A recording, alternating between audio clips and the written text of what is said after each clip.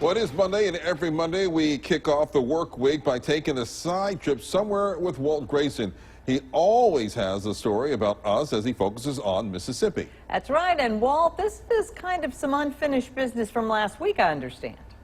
A friend of mine asked me if I'd mentioned something about the bad roads that lead into Buddy Butts Park in southwest Jackson. So I showed the road one day last week, but I only mentioned a couple of interesting things about the park. Well, here is some of the history associated with that piece of land. Well, it's almost ancient history now, and although this is inside a Jackson City Park, it has a lot to do with the Mississippi River and the need to better understand how weather upstream affected flooding downstream. So a 200-acre working model of the Mississippi, Missouri, Ohio, and Red River systems was constructed, and this is all that's left of it now. And if you didn't already know what it was, you'd probably never guess it. Gullies molded into concrete slabs with fuzzy metal mesh lying around. That metal stuff represented the trees and vegetation along the riverbanks that tended to slow runoff.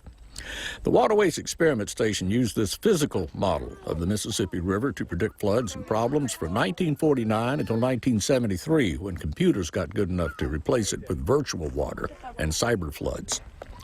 Work started on the model in 1943. That was right in the middle of World War II, and manpower was all in the military.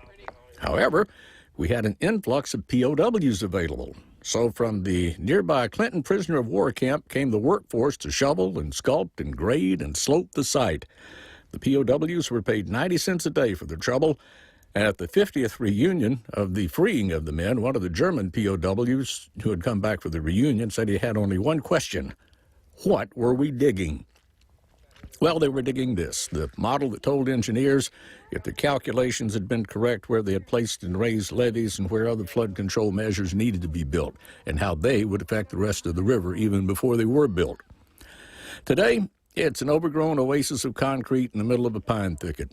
The friends of the Mississippi River model chopped some trees and beat back time somewhat, but there's too much to do to spend a lot of time on something that's degraded to just more or less a curiosity that saved billions of dollars in flood damage from floods on the Mississippi that never happened because of it. And maybe the bad road going to it and from it protects it in a way from anyone who'd want to harm it further. Yeah, the Mississippi River model is a Mississippi landmark, and it's on the Mississippi Heritage Trust list of endangered historic places, and what's left of it is out there in Buddy Butts Park in southwest Jackson. Ken